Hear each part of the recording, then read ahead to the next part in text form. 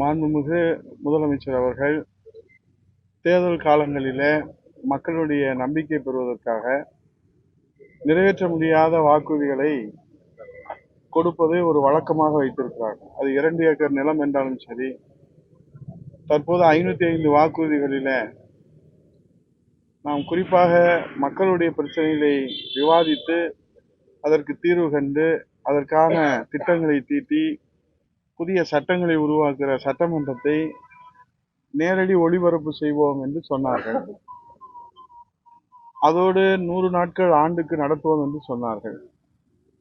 இப்போது மொத்தத்துக்கே 5 ஆண்டுகள் 100 நாட்கள் நடத்தி இருக்கிறார்களா என்றால் அது ஒரு கேள்வியாக இருக்கிறது.